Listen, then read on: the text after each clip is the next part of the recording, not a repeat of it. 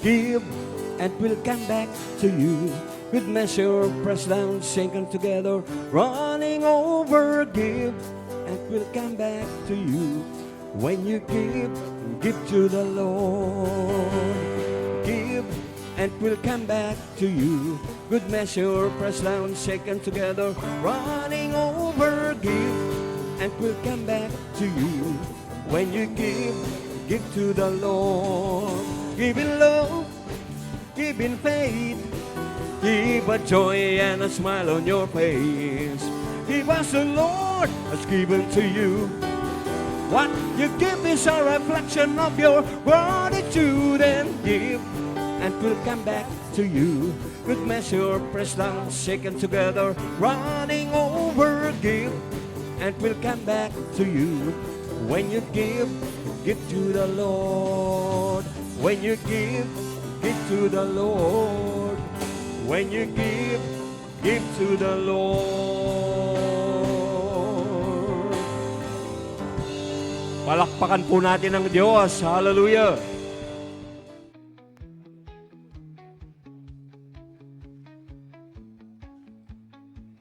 Alisangan po niya. May nayatayong kuryente. Bapo balo. Pagdanta niya pa in Praise the Lord. Announcement po, then pong alkansya, niya po at so nala, update po, karetang tinagal pa, niya po pang tinagal adwa na alkansya, then pong alikum tamo po, at so no keng 60,340. Palakpakan naman po natin ng Panginoon. 60,340. Next year po, ayan, magbubukas, meron na po tayong mga alkansya nandito po. Yung pong gustong kumuha pa. Ano po, para sa next year, ay meron na pong mga alkansya na binili po natin. Yan po ay araw-araw lang nating iniipon. Sabi nga ni Brother Roland, 10 piso sa isang araw, that would be 3,650. And praise the Lord. Sa Sabado naman po ay mag-uumpisa ang paglilinis ng mga bawat department. Ano po, ang mauunang maglilinis sa church ay ang mga WM, women. Ano po. Sa next Sunday naman po ay maaga po kayong dumating. Ano po, mag-start tayo ng mga 9 kasi po ay magkakaroon tayo ng maikling workshop patungkol po sa pagbabahagi po ng salita ng Diyos. Ano po, yung kasi meron tayong target na ngayong taon ay ang bawat isa po sa atin ay makapag-win ng kahit isa para sa Panginoon. Amen. So mga 9 po para sa workshop. Maikli lang naman yung workshop. Mag-ano lang po tayo, i-demo lang po natin kung paano yung magbahagi ng salita ng Diyos using the 4 spiritual laws. Bago po yung workshop na yon, ako ay mag-preach muna dun sa 4 spiritual laws. Ano po? At malalaman po natin yan sa next week. Ayan. Hindi na po tayo sanay sa hindi malamig. It's a test of our faith. No po? Dahil ngayon, hindi po tayo magiging komportable sa ating mga upuan. Now, parang tumawag na si Brother Erwin sa tumawag na ba? Papunta na po dito. Patayin ko na muna to. Parang nahirapan yung mga ayaw nang mamatay. Ayun. Sige po. Kung meron po kayong mga Biblia, ay buksan po natin sa 2 Peter chapter 3, verses 10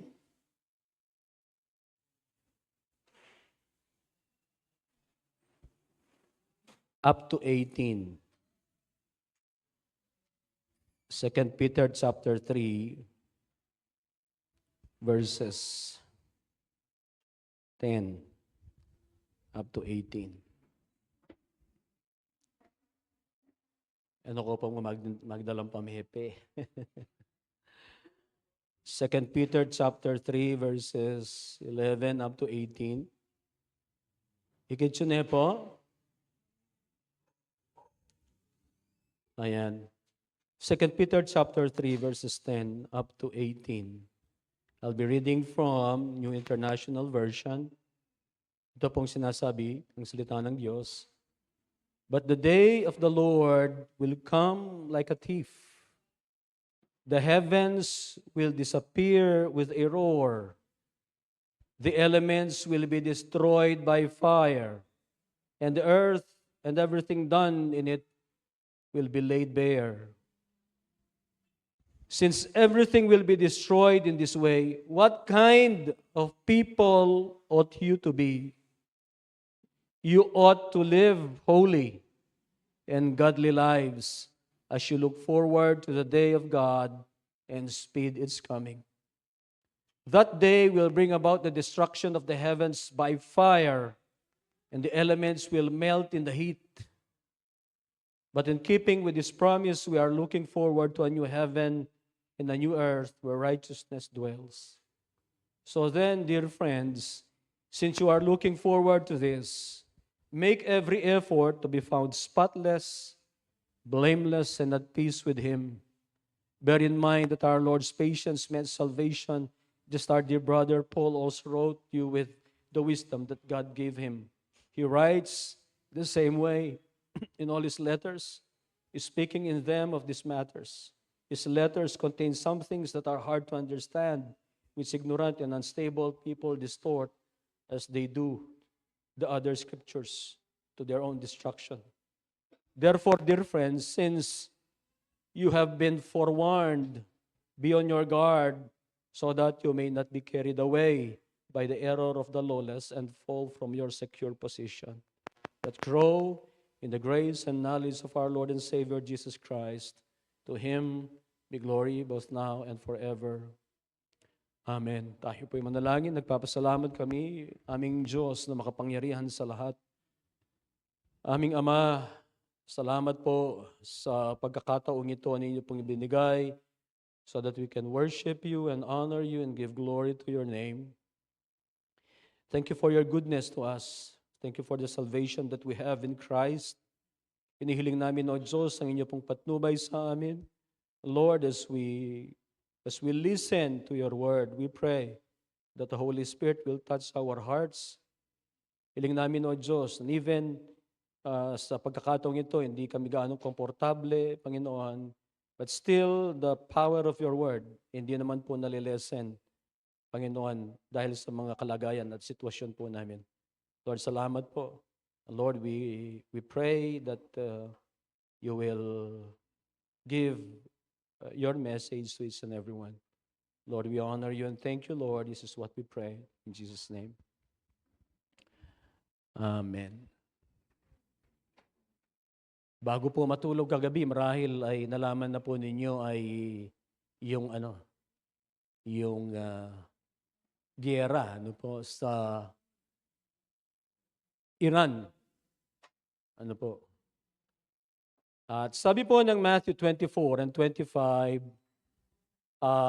there will be wars and rumors of wars. Hindi po magkakamali ang Biblia.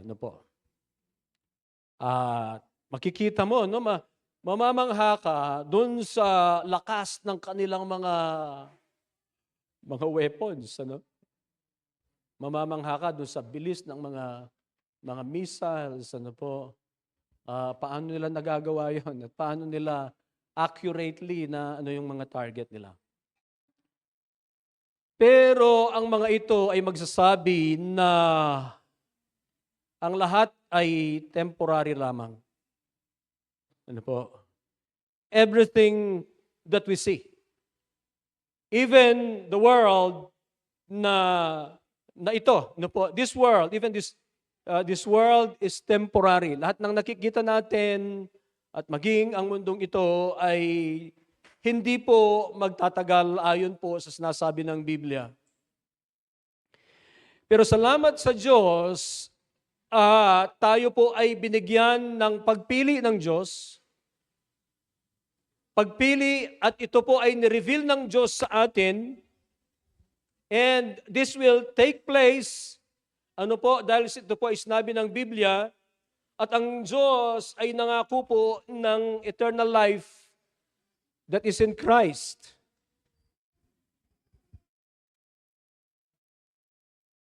Na ang isang tao ay pwede pong pumili doon po sa kanyang magiging kalagayan, hindi po dito sa temporary na ito, kundi doon sa eternal na inihanda ng Diyos para sa kanyang mga anak. Kung ang mundong ito ay temporary lamang, at ayon po sa verse 10, na sinasabi niya na the day of the Lord will come like a thief, the heavens will disappear like a roar, the elements will be destroyed by fire, everything, sabi po, everything will be destroyed by fire. Then, why are we obsessed with the temporary when everything will be destroyed by fire?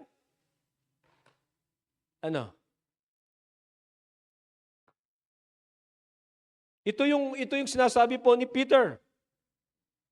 Everything will be destroyed by fire.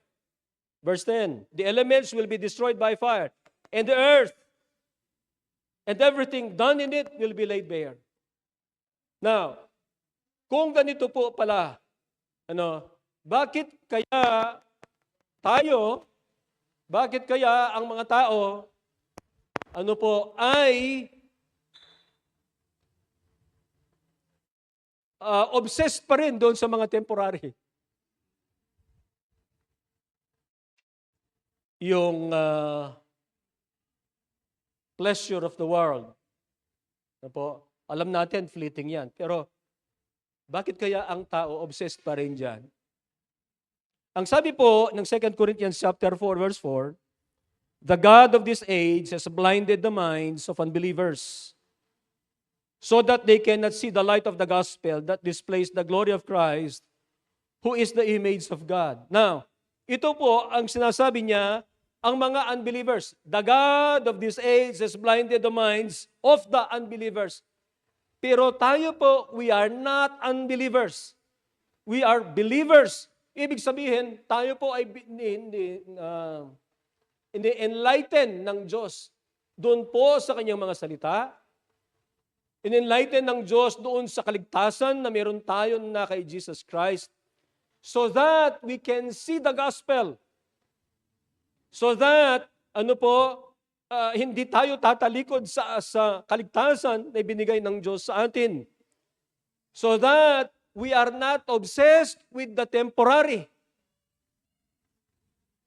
At ang puso natin ay dapat nakatuon sa Diyos, ating Panginoong Hesus, at sa mga bagay na espiritual. Dahil yun yung mga bagay na pangwalang hanggan. Bilang mga mananampalataya, we should live for eternity even while we are in the temporal. Amen. We should live for eternity. Dapat yun ang focus po natin. Yun doon tayo nakatingin. Kahit nandirito tayo ngayon. Si Peter, dineclare po niya that since everything is temporary, and that everything that is temporary, the things that we see, and even the world, sabi po niya, kung ito pala ay masisira lamang ng apoy, hindi ko po alam kung paano masisira, kung ito po ba ay magagaling sa Diyos na aalisin ng Diyos ito, o ito ay marahil doon sa mga ginawa ng tao na mga nuclear weapons. Since everything temporary will be destroyed, ang tinatanong niya ay ito, what kind of people ought we to be? What kind of people ought we to be? Anong klaseng tao tayo dapat maging? Ano po? Tinatanong po ni Peter yan. And he outlined how we should live in this temporary world para tayo po ay makapaghanda para sa eternity as we wait for the coming of the Lord. Una, ang sabi po niya, sinagot niya kasi ito Ano po? Sinagot ni Paul, nung tinanong niya, what kind of people ought you to be? Pero ang mensahe po ngayon ay, what kind of people ought we to be? Tayong lahat. Paano tayo mamuhay bilang mga mananampalataya? Ang sabi po ng verse 11, sinagot niya, you ought to live holy. So we ought to live holy. Ano po? Ang Panginoong Jesus, He will surely come. Darating. He will return. Praise God. Ano po? Ang sabi po niya, doon sa prati natin, mamaya magkakaroon tayo ng Santa Cena. Ano po? At ang Santa Cena natin, dalawa ang dapat nating ginagawa. Ano po? Inaalala natin ang ginawa ni Jesus para sa atin doon sa cross. Ang sabi niya, ito'y alaala. Pag-alala doon sa kanyang sacrifice. At pangalawa, ito rin po ay declaration ng ating pananampalataya sa Kanya na siya ay muling babalik. Ginagawa natin ang communion, dinideklara natin, nananampalataya tayo, naniniwala po tayo na siya ay muling babalik. He will surely return. At ang certainty, ang kasiguraduhan ng pagbabalik ng ating Panginoong Hesukristo, hindi po ito ibinigay upang satisfy lamang yung curiosity natin. Ano po? Ito po ay ibinigay, ang katotohanan ito, upang tayo po ay magkaroon ng transformation. Upang alam natin, doon sa katotohanan na ang Panginoong Hesukristo ay babalik na muli. Ito ay magdala sa atin na ang buhay natin ay suko natin sa Diyos at hayaan natin ay transform niya dahil merong consequence kapag hindi po tayo sumunod. Ano? Kapag hindi natin hinayaan ay transform ng Diyos ang ating buhay. Ang katotohanan ito ng pagbabalik muli ng ating Panginoong Hesukristo, it should affect our worldview. Ano ba yung worldview natin? Kung paano natin tinatanaw ang mundo, kung ano yung mga belief po natin, ano po, it should affect our worldview and how we live. Paano tayo namumuhay? Namumuhay ba tayo na tayo parati ang mayroong pride? Namumuhay na ba tayo na mayroong tayong galit sa mga tao? Check our lives. Ano po? We need to check our lives. Bandang huli pa po yun. Bibigyan ko ng emphasis po yun. Ano po? Pero ang point po rito ay ang pagbabalik ng Panginoong Hesukristo, sigurado po ito, ano po, and as I have said, it should change our worldview according to kung ano po ang worldview ng sinasabi ng salita ng Diyos. At dapat yung pamumuhay natin ay mabago. Papunta doon sa kung ano ang nire-require ng salita ng Diyos. Ano po? Ang sabi po ni Peter, you ought to live holy. Mamuhay tayo na banal sapagkat ang eternity ay certain. At ang pagbabalik ng Panginoong Hesukristo, it ushers us into eternity. Kung hindi pa tayo kukunin ng Panginoon ngayon at hindi pa siya dumarating, ano po, baka mauna yung tayo ay kunin ni Lord. Huwag muna ngayon. Ano po, marami pa tayong mission, marami pa tayong pinapagawa ang Panginoon. Pero hindi natin alam kung kailan natin matatapos yung tawag ng Panginoon sa atin. Tama po ba? We do not know kung kailan tayo tatawagin ng Panginoon. Tandaan po natin, sino po yung mga over 30 dito? Marami. Ano po, si Jesus Christ, ilang taon siyang namatay? Ilang taon siya nung pinako siya sa krus? 30 minus 1, 33. 30 years old siya nung siya po ay nag-ministry. 3 years ang ministry niya. 33. Sina Mariel, sina Peter, matanda ng konti, pero walang 70 sila. Mga nasa 60s lang. Ano po? Hindi natin alam kung kailan. Ano po? Pero, ang alam po natin ay, kung hindi pa tayo kukunin ni Lord, meron din ang Lord ay darating. Alam po natin yan, alam natin. And the return of Christ ushers us into eternity. There are people, even Christians, who compromise for temporary pleasures of sin. You read the book of Corinthians. Why do we waste time in building that will not last? If everything, all of this, will be destroyed by fire. Ang sabi niya, live holy lives. Ano po yung mga bagay na tayo po ay yung mga bagay na eternal. Dapat yun yung focus natin. Sabi ng Hebrews 12, fix your eyes upon Jesus. Ang sabi po ni Paul sa kanyang ibang mga sulat ay yung mga bagay na eternal, yun yung dapat nating doon tayo dapat nakafocus. Ang sabi po dito, ano po?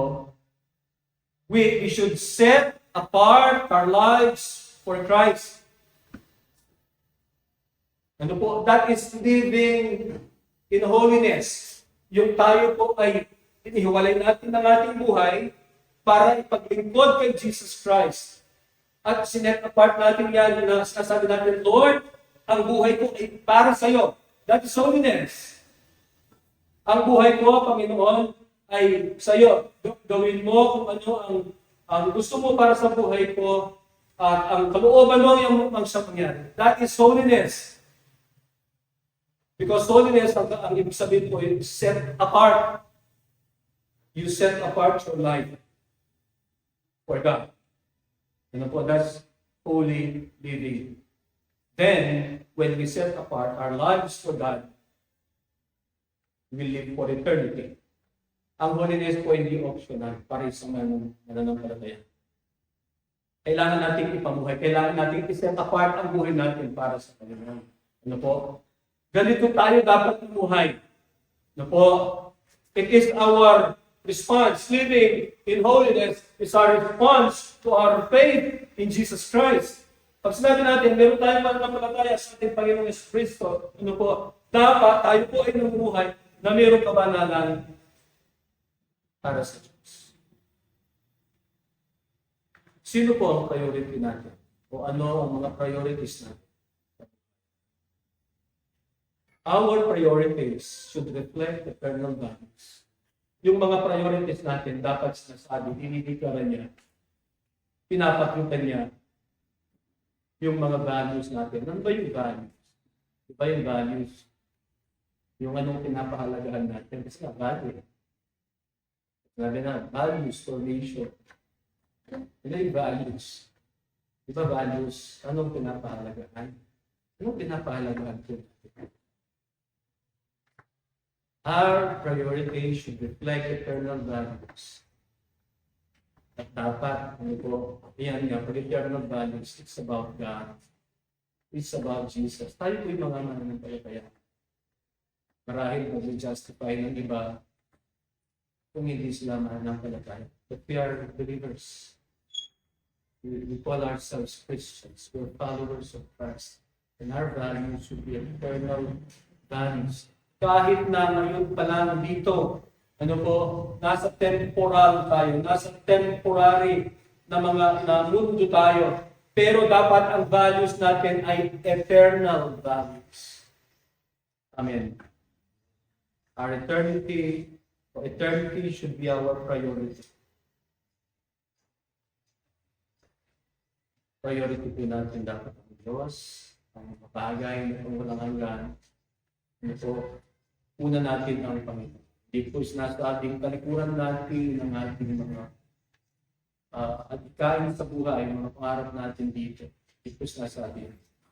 Ang sinasabi ko po, priority natin ng Diyos. Una natin ng Diyos. Hindi po sinasabi hindi tayo magtrabaho o kailangan natin yan. No, kaya mag-business, kailangan natin yan. Pero ano po ba ang inuuna natin? Ano ang pinapahalagahan natin? What do we value? What do we prioritize? We set apart your life for God. Let us live holy lives. Amen. Amen. Ang sabi po ni Peter, what kind of people ought you to be? You ought to live holy and godly lives as we look forward to the day of God and speeds is coming. Looking forward to the day. Ibig sabihin, ano po, nananampalataya ka doon sa darating ang araw na yun. Nananampalataya kang nagpapatuloy ka sa iyong pananampalataya sa Diyos. Kahit hindi mo pa nakikita yon. Kasi ang sabi po ng Hebrews chapter 11, faith is being sure of what we hope for and certain of the things we do not see. Wala pa ang araw na yon, pero naniniwala ka darating yon. You are looking forward to that day. Ibig sabihin, you live with faith. We live with faith. We continue to live in faith in Christ. Ano po? Expecting Christ's return. Expecting and believing in His promises. Expecting His coming, and we continue to believe in His promises. Sabi ng Panginoon, babalik siya. He will return. He'll come back. Believe that. Anytime. Alam po ba ninyo na last days ay nag-umpisa sa pagdating ng Panginoon? And that was more than 2,000 years ago. And that were the last days. Una, nung kalagayan tayo, we are in the last days. Okay. Lagay po ninyo, in the next, kung magkakaroon pa ng 100 years, siyempre wala na tayo. Paano kaya yung mga na-invento na ng mga tao? Meron pa kaya sapat na lugar para sa mapagtamdaan upang makain ng mga tao in the next 100 years? Kung hindi pa darating ang Panginoon, imagine the chaos of this world. Meron mga ilang billion na po tayo. 8? In the next 100 years, meron kaya tayong, let's say, ay sila pala, siguro mga 20 billion. Siyempre, kapag dumadami, yung exponential growth yan. Hindi naman, hindi naman, sabihin, multiply ka lang yan, exponential yan. In the next 50 years, 100 years, meron pa kaya sapat na upang mag-grow ng mga pagkain. Gaano kaya yung source ng pagkain? Baka wala nang mga isda nun. Baka yung meron pa kaya mga diba, yung mga nasira, mga natural resources, hindi kaya mas dumami ang mga nasisira. So, dapat dumating ng Panginoon. Amen. Amen. Wala ka parang makikita na hope kung hindi darating ang Panginoon eh. In the next 100 years, magpilan po yun. Kung ang pag-uusapan na yung gaano na katagal yung human race. So,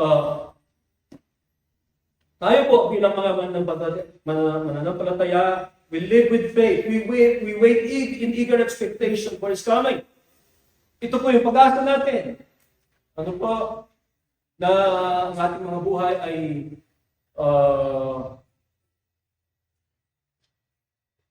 madala doon sa kalagayan na mas maganda dahil nasa presensya tayo ng Panginoon. Ang pag-asa natin ay ang pagbabalik ng Panginoon. And ang pagbabalik ng Panginoon na ito, nabanggit ko na po noon, that this should be our hope, our blessed hope. This should not give us fear or dread. Ano yung bang maiisip mo? Ikipagong dati ng Lord, hindi po yung sasabi kaya hindi ako nagpasigyan. Nung tintahan mong isipan, sana ipagano sa Lord. Bakit kaya? Ano po? Pero sabi ng Panginoon, ang Diyos, hindi pa dumarating si Jesus Christ dahil binibigyan niya ng chance ang lahat upang sila ay lumapit sa Diyos. Tayo rin po, binibigyan ng chance ng Panginoon upang ibahagi natin siya sa ating mga mahal sa buhay, upang sila ay makarinig at sa kanilang pagkarinig ay manampalataya sila. Ano po? Binibigyan ng Diyos ang lahat ng pagkakataon. So, this is our hope and should not give us dread or fear. Now, if this causes a person to dread or fear in his heart or her heart, kailangan niyang i-check ang kanyang pananampalataya. Amen po ba doon? Bakit kasi kung natatakot siya sa pagdating ng Panginoon, na dapat sana ay magbigay sa kanya ito ng pag-asa at kagalakan dahil mararanasan niya ang pangako ng Panginoon, bakit magdadala sa kanya ng fear and dread? The very thing na blessed hope natin sana ang sinasabi ng salita ng Diyos. We should check. That person should check his or her heart. Kasi nga po, ay magdala ng kagalakan dapat. Ano po? Dahil parang merong mali dun sa kanyang pananampalataya. That day will give him or her dread or fear. Amen. Amen. We can hasten the coming of the Lord. Paano? Ano po, mapabilis na kanyang pagbabalik? Evangelize. Ano po yung sign na Panginoon ibabalik? The gospel is preached to all nations. The gospel is preached to all nations. So, we can hasten. Ano po, yung pagbabalik ng Panginoong Yesus, ibahagi natin ang ating pananampalataya sa tao. Ano po, sa mga nangangailangan ng pag-asa, sa mga nangangailangan na makarinig ng Ebanghelyo upang malaman nila na mahal sila ng Diyos. Na hindi sila, meron silang kaligtasan sa Panginoong Diyos. Ano po, evangelize, share your faith. Ano po, kahit sabihin nila, hindi si share kay Jesus.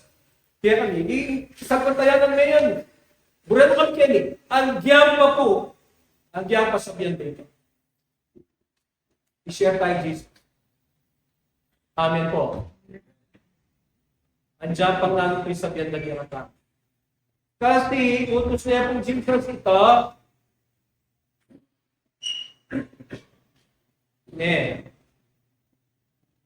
utos na yung Jesus na go, make disciples. Ang diyan kong kamuhan ka katami. At alin yung sabi mo Jesus. We can hasten His coming. Evangelize. Share your faith. Diba?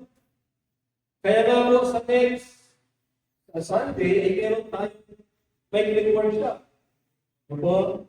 How to share the gospel using the four spiritual laws. Sabihan mo po na rin yung Diyos. Okay? O, namin pa. Next week, wala ko na. Share your faith in the love of Jesus in the midst of hatred. In the midst of hatred. Kahit po baka issue. Di po. Salita mo po, gawin tayo. Tuloy tayo. Share tayo with Jesus. Even in the midst of hatred. Of course, we share with ating lubog. Share tayo ito. Muna yung ating love. So, baka naman tayo magkabiye. Paano tayo mabubuhay na meron pang pananampalataya? Ang sabi ko ni Paul, finish the race. Ito, magandang tandaan po natin ang verse nito. Acts chapter 20, verse 24. Ang sabi po, however, I consider my life worth nothing to me My only aim is to finish the race and complete the task the Lord Jesus has given me. The task of testifying to the good news of God's grace. That is living by faith. Ano po? Sabi ni Paul, I consider my life worth nothing to me. That is living by faith. That is living for others. That's living for Jesus Christ first and foremost. Ano po? Finish the race. Live for God, live for Jesus, finish the race, complete the task the Lord has given us. Ito po yung mga pananampalataya ng mga nauna po sa atin. They lived for God. They considered their lives worth nothing to them. Ano po? Ito po yung mga ipinamuhay ng mga nauna sa atin. They are focused on Christ and on spiritual things. Kung babasahin po natin ang Hebrews chapter 11, no po, ang Hebrews chapter 11, makikita natin yung mga tao na namuhay na mayroong pananampalataya sa Diyos. They were bold in their faith. They were sure of the Scriptures. Bakit kaya sila matapang? Bakit kaya, kagaya po ni Paul, ang sinasabi niya, I consider my life worth nothing to me. Bakit kaya ganon ang kanyang pananaw, ano po, at ipinamuhay po niya yon? Dahil alam po nila na totoo ang mga ito. Bakit ang mga disciples po, sila ay hindi natakot na harapin ang kamatayan? Ano po? At ang mensahe po nila, ang Diyos ay dumating. Si Jesus Christ ay dumating. Siya ay namuhay, nagkatawang tao, namatay, nag-resurrect, at babalik muli. Do po apakli, ket ang mensahe nga ito.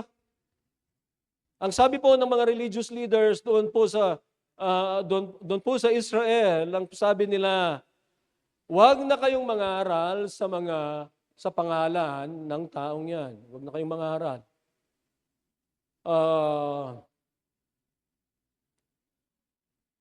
At tinreten sila ng mga religious leaders. Pero po sabi nila, ang sabi nila, kayo ang mag-judge kung sino ang dapat naming sundin. Kayo o ang Diyos? Hindi po nila mapigil. Sapagkat alam nila ang kasiguraduhan, the certainty of what they saw, the certainty of what Jesus has promised them. They were sure of the Scriptures. Hindi lamang kung ito'y babalikan nila yung mga Scriptures ng Old Testament. Ang Old Testament ang siyang nagsasabi patungkol sa Panginoong Hesus na darating ang tagapagligtas. Ano po? They were sure of that. They were sure of the Scriptures and the promises of Jesus. Ang pananampalataya sa Diyos. Ang pananampalataya natin ay nagiging daan upang ma-please natin ang Panginoon. Faith pleases God. Ano po? Ang sabi po ng Hebrews chapter 11 verse 6, and without faith it is impossible to please God, because anyone who comes to Him must believe that He exists. Merong Diyos. Dapat maniwala ka na merong Diyos. And that He rewards those who earnestly seek Him. Ang pananampalataya ay nagbibigay ng kaluguran sa Diyos. At dapat nating paniwalaan na ang Diyos ang nagbibigay ng reward sa mga naghahanap sa Kanya. Those who earnestly seek Him. Anong makikita natin sa verse na ito? Believe in Jesus. And seek Him. Ano po? Believe in Jesus. Seek Him. Live holy lives. Live with faith. At tayo po ay, doon sa text natin, ay lulundag tayo doon sa verse 17. Ito po. Ang sabi po ng verse 17 ay,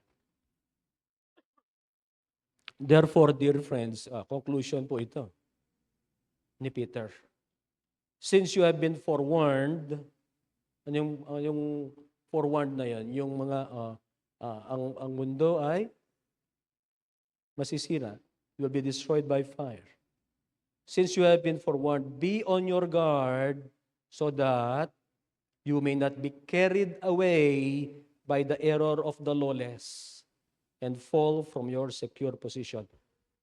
Pwede pala, a believer can fall from his secure position kapag tumalikod siya. O kaya, ang sabi niyan ay, be on your guard so that you may not be carried away. Ano kaya yung carried away yan? Yung kaya. Naririnig natin, may carried away ko. Ibig sabihin, parang nawalan siya ng control. May carried away ko. Guard against spiritual drift. Sabi na kasi, be on your guard so that you may not be carried away by the error of the lawless. The world has its way of dulling our spiritual senses. Meron tayong spiritual senses. Ano ba yung sense na yun? Yung bang alam mo na sa Diyos ito. Ano ba yung, paano natin yung sense na ito? Yung nagbabasa ka ng Biblia, tapos conviction ng Holy Spirit. Alam mo sa Diyos yun. Spiritual sense. Alam mo na ito ay conviction ng Diyos. Alam mo na ito ay galing sa Diyos.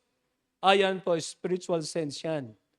Kapag alam mo na ikaw ay tama sa Diyos, malakas ang sense mo. Malakas ang antena. Alam mo sa Diyos yan. But the world has its dulling effect. Yung bang pumupurol ka, nagsasalita ang Diyos, mayroong mensahe ang Diyos sa'yo, hindi mo alam. Mayroong mensahe ang Diyos sa'yo, pero yung conviction niya, hindi mo maramdaman. Kasi naging mapurol. Bakit kaya? Ang sabi po ng 1 John chapter 2, verse 15 and 17, sabi niya, do not love the world or anything in the world. The world and its desires pass away, but whoever does the will of God lives forever. When a person loves the world, kung yung attached siya sa mundong ito, there is that dulling effect. Pag ang hinuunan niya ang mundo, the lust of the flesh, the lust of the eyes, and the pride of life. Sinabi po yan ni John, ulitin ko the lust of the flesh, the lust of the eyes, and the pride of life. Kasalanan yan ng mga Eva at Adan, di ba? Yung tatlong yan. Lust of the flesh. Ang sabi ni Satanas sa kanya, ano yan? Yung bang satisfy niya, yung wisdom, Lust of yung pagkain kasi kakainin Tapos lust of the eyes, it's good, sabi niya, para kainin.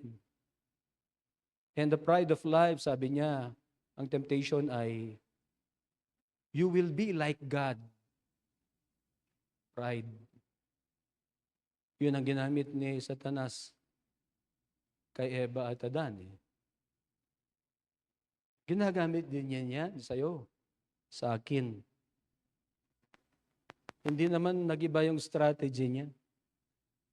Sinabi ni John, diyan tayo titirahin. Doon sa lust of the flesh, lust of the eyes, and the pride of life. Do not love the world, because when we love the world, when a person loves the world or anything in it, siya po ay malalayo sa Diyos.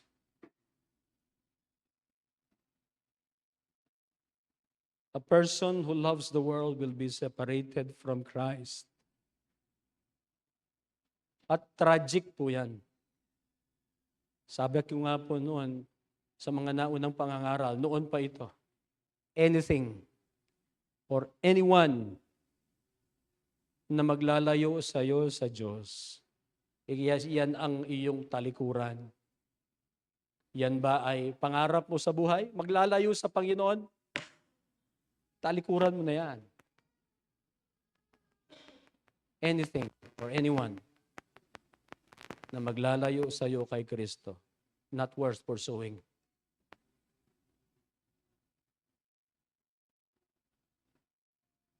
We must guard ourselves from spiritual drift. Mas mabigat po ito. Ito ay subtle. Hindi po kagaya ng open rebellion. Kasi yung open rebellion, ay lumalaban sila sa Panginoon, lumalaban sila sa Diyos. Ay yung spiritual drift, alam mo sa Panginoon ka. Pero, nalayo ka. Guard ourselves from spiritual drift. Against, guard ourselves. Dahil subtle po ito. But the result is the same. Malalayo sa Panginoon.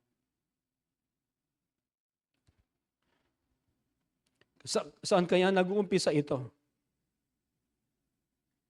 Spiritual drift. From neglect. Neglect of spiritual disciplines. Neglect about spiritual matters. Nananalangin pa po ba tayo? Yung passionate na panalangin natin. Kapag tayo po nananalangin dati passionately, at napapansin natin, hindi na mahalaga sa iyo ngayon na meron ka nang namimiss, nag-miss ka ng isa sa isang week. Pero nag-try ka ulit na maging regular na everyday, kumbaga madalas na, regular na madalas na prayer. Pero ngayon, regular pa rin. Kaya lang, once a month na lang. Nag-extreme naman ako doon. Ano po? Pero, wala na yung passion mo ba sa Panginoon?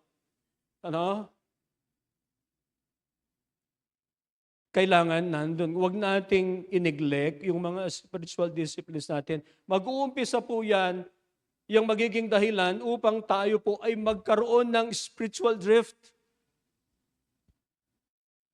Ayaw natin na mangyari yon. Na magpunta tayo sa kalagayan na malayo sa Diyos. Saan pa tayo pupunta kung malayo tayo sa Diyos? Siyempre, dapat babalik tayo. Ano po?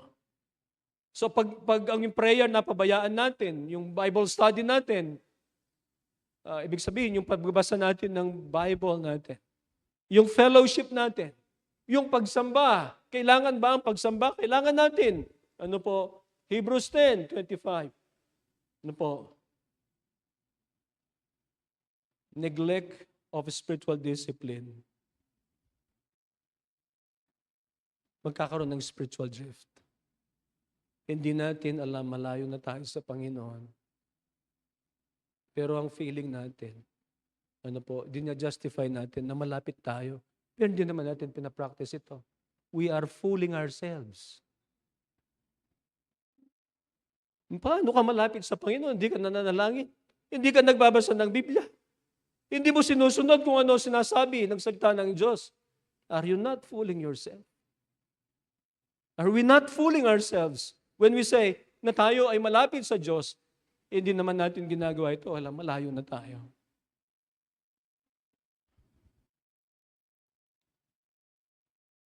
Kapag pinabayaan natin ng mga ito, it will lead to a weakened, complacent, and worldly focused heart. Hindi na tayo nananangan sa kung ano ang sasabihin ng Diyos sa atin sa prayer. Tayo na lang ang magaling. Na yung diskarte, kuha mo. Hindi ba? Check. Tingnan natin. Kasi baka worldly focused heart na tayo. hindi na tayo nakasentro, hindi na natin inahanap ang kalooban ng Diyos. Do not neglect your spiritual disciplines.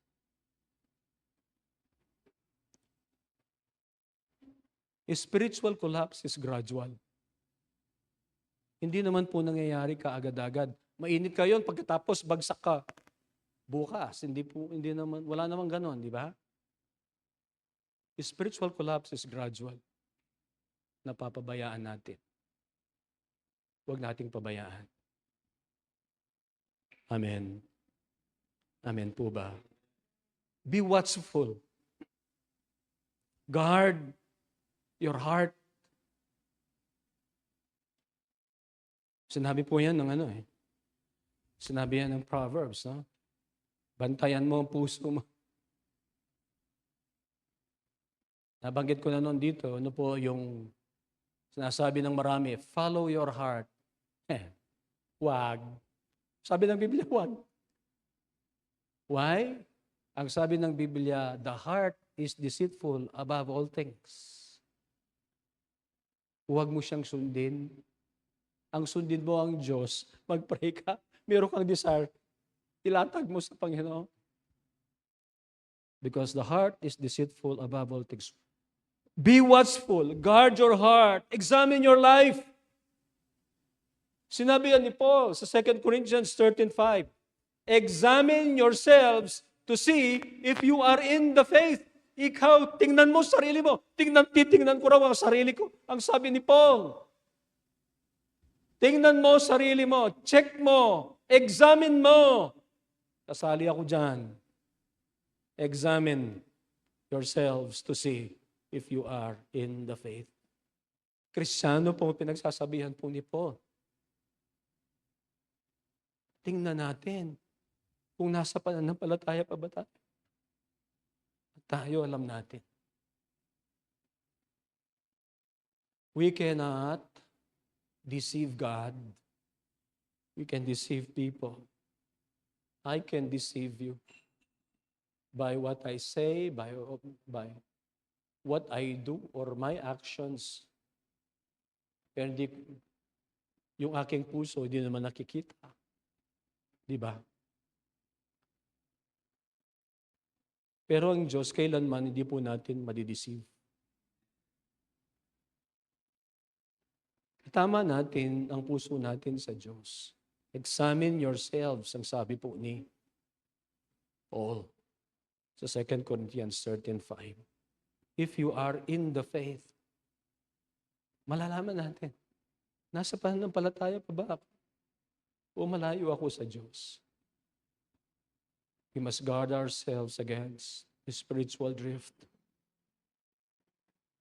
Huwag po nating hayaan na tayo ay malayo sa Diyos because of this spiritual drift. At mapansin natin na malayo tayo sa Diyos. Bagay, kung mapansin mo malayo ka sa Diyos, mayroong pang mga remedyo dyan. Lumapit ka sa Diyos. Hindi tayo tataboy ng Diyos. Pero ang mahirap yung hindi mo napansin. Hanggang mapalayo ka na and then it's too late. Huwag maging matigas ang puso natin dun sa kung ano ang conviction ng Diyos, ang mensahe ng Diyos sa atin. Amen. Don't let yourself be in a situation that you have drifted and already far from God. Why? It's costly. It's tragic.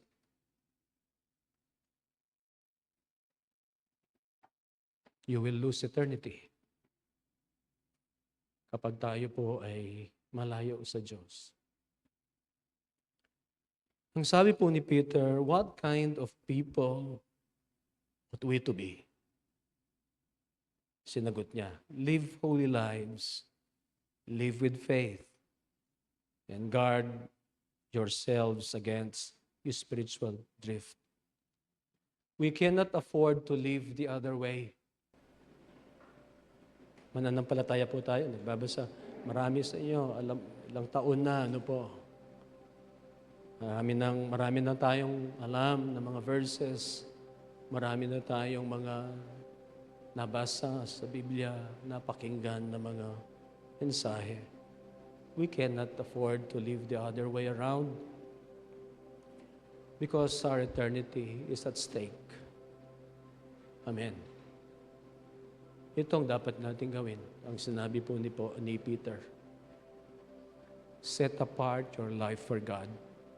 You live for Him. You live holy lives. We live holy lives. We live by faith. And we guard ourselves against spiritual drift. Let's all stand po.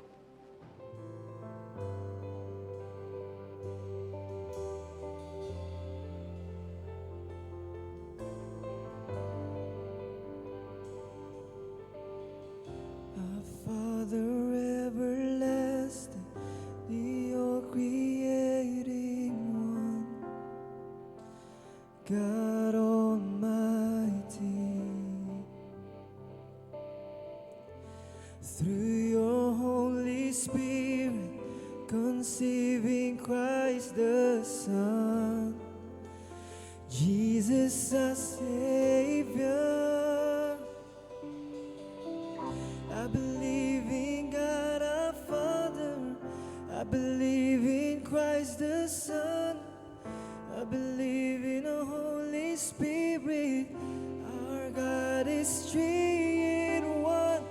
I believe in resurrection, and we will rise again, for I believe in the name of Jesus.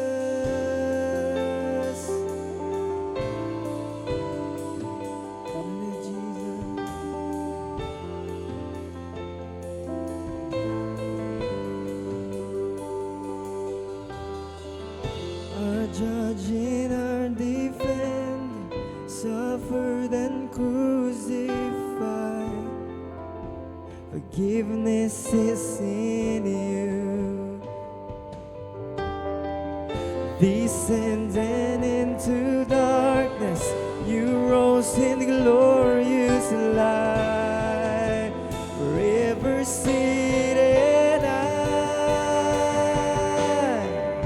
I believe in God our Father, I believe in Christ the Son, I believe in the Holy Spirit, our God is three in one. I believe in a resurrection, that we will rise again, for I believe in the name of Jesus. I believe in you. I believe you rose again. I believe that Jesus Christ is Lord. Let us sing. I believe. I believe in you. We believe in Jesus. Again, thank you, Lord. I believe that Jesus Christ is Lord.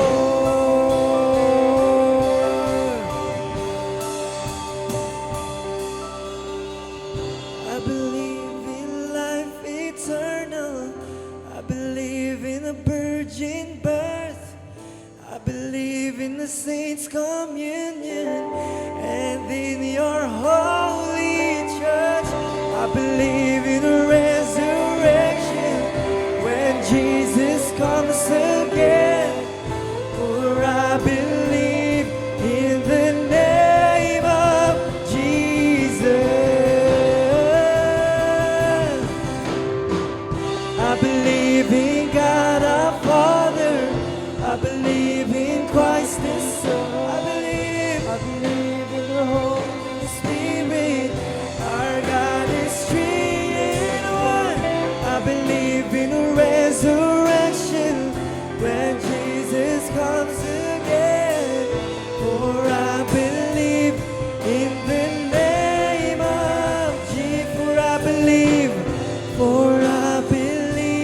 in the name of Jesus. For I believe in the name of Jesus.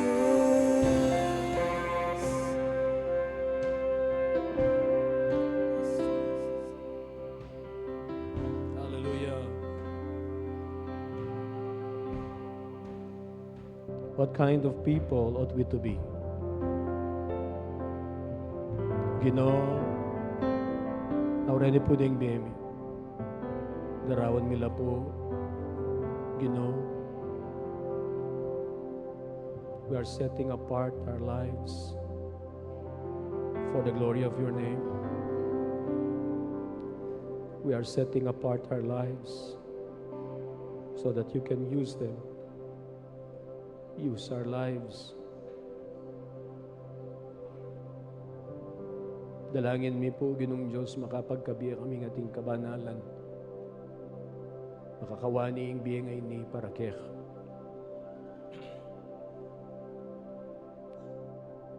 Magkabiya kami, Ginoong Diyos, ating kasalpantayanan.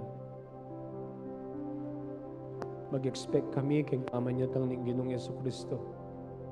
Maniwala ka rin kayong pangako. At ikagalakan kayong puso ming maninaya kayong pamanyatang ng pasibayo. Alimamiyeng takot nune, mamiyeng pag-aasa kaya kami. Diningbiyang areni, pagkabiyami lang ating kasalpantayanan, bahagi mi, yung lugod na ng Ginoong Yesukristo, at ikayang pamagligtas, kareng tao. Tumula ka po sana, Ginoong Diyos, kareng biyami, na ating kasalpantayanan, Ginoong Diyos. Habanten mila rin kaya kaming sarili, Ginoong Diyos, kareng bagay na maglawot kaya kami, kaya kayo. Turuan mo kami na examine mila, lawen mila, din kaya kaming sarili, parati, at siyo kami king kasalpantayanan. Pagka mo, Ginong Diyos, kaya kami, yan ang dapat may pong gagawan, napapakit ming lugod kaya kayo, Ginong Diyos. Kapamilatan kaya kaming pamanuki, maggawa mi karetang bagay na maging malapit kami kaya kayo. Pamanalangin, pamasa ng Biblia.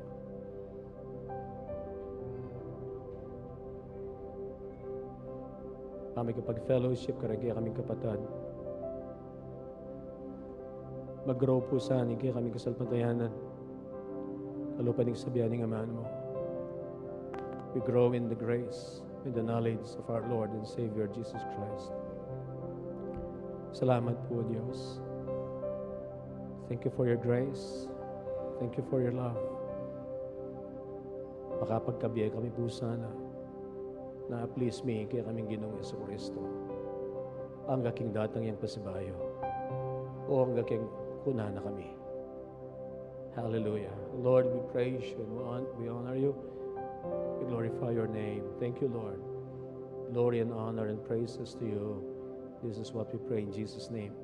Amen. Amen.